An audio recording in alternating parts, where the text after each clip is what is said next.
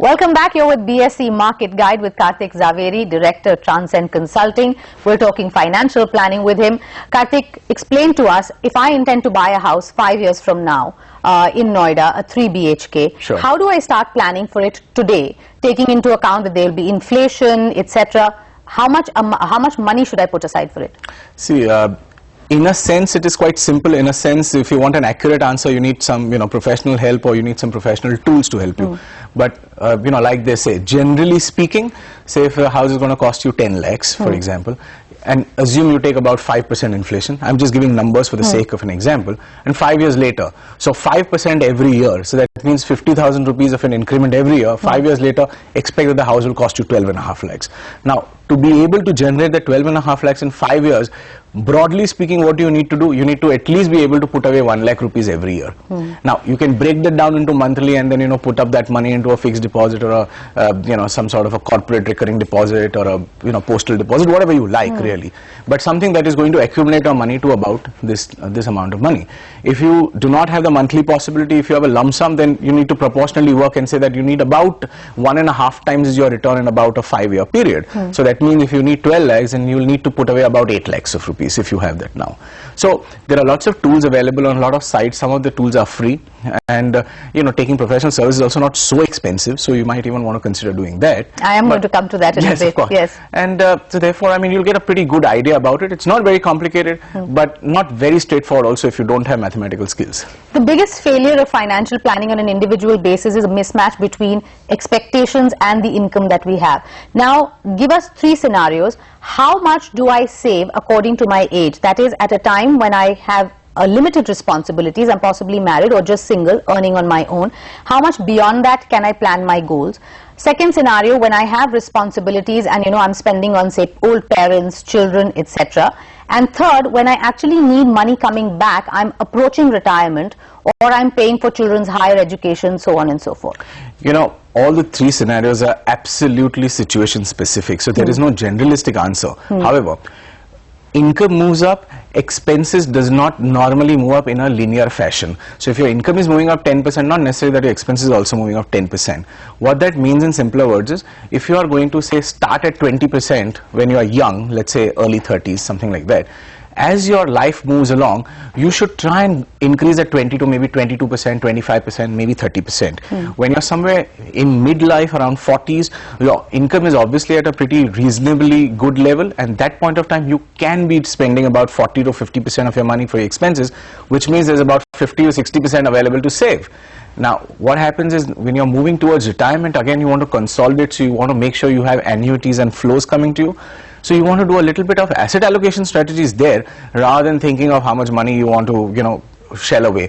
Often it happens in real life experiences that when people are closer to retirement, they get larger bonuses, their payouts are larger, but the expenses have not dramatically changed. So therefore, sometimes income saving potential becomes, or saving potential becomes as high as even 60 and 70%. So somebody having, let's say, a 5 lakh income and reasonable expenses, no unnecessary burden of EMIs on extra homes, so to say.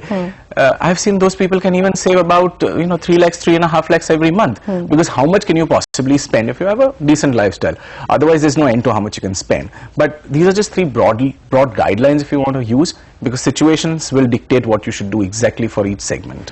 What are the different, investment avenues that you recommend to investors? Because sure, we know the basics, that there's, there's fixed income, there's equities, there's real estate, there's gold. But how do you advise people to allocate their funds? You said that when you're starting off, you need to save. Absolutely. You can take your choice of saving instrument. That's right. But according to you, what is the best in terms of liquidity and, some amount of financial mobility that you can keep? That's right. Now, there are 2 ways to look at it. One is a very simplistic way, let me do it myself. The other is the financial planning way. So the let me do it myself ways will be divided into some simple products, and then complex, and then very complex kind of products. So simple products like your bank deposits, your PPF, your postal deposits. Complex means you could be investing into mutual funds. All these things give you pretty high high amount of liquidity.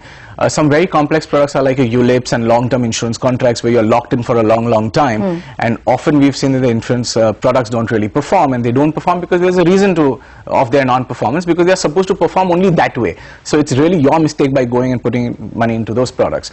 However, on a financial planning side of things, when you start looking at that, then a planner will essentially break your pockets into various sections. For each goal, the time frame of each goal will decide how your investment will happen. So if you have a time frame for a goal which is say 3 years, then your investment will be really in a safe product. Versus if you have a goal which is say 15 years ahead, you can afford to put all your money for that particular goal into maybe in equities, which is going to be volatile, but then historical evidence of last 20-25 years shows that you will still make your 15-18%, and which is by far the best thing to do.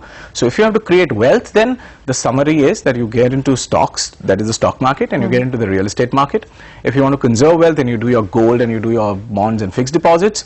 And then if you just want to completely play safe and not take any risk, then you can maybe stay with the liquid funds and your savings accounts. As simple as that.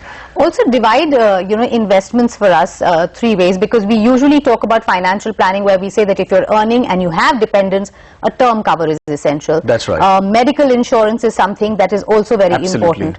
And then come investments, money where you want your money to work for you. That's right. A lot of people think insurance is a safe way to go about it. How much insurance should you have? How much should you have of of products which lock away your money or tie you down to say investing 50,000 rupees or 2 lakh rupees every year for the next 5 years in this kind of market and job scenario? That's right. That's very interesting. What happens with a lot of manufacturers, everything gets confused and perplexed in this market. So financial planning on a basic side is very, very simple. Get your life insurance. That's absolutely mandatory. You need it because you don't have a legacy. If somebody is giving you a legacy, if you have got an inheritance of 10 crores or something like that, then you don't need life insurance. So also note that. But if you don't have something, get your life insurance in order. Buy a term plan. That's the end of story. Get a health plan, because often company covers and corporate covers are not adequate enough. Maybe if you change jobs and suddenly something happens, you're really left uncovered. So get a good health insurance cover. Approximately 3-4 lakhs, 5 lakhs per person in your family is good. You can get a 10-15 lakh floater also, which are very, very economical. Beyond that, the world has changed in the last 15-20 years. So Indians have this obsession of getting into insurance policies, the money back policies.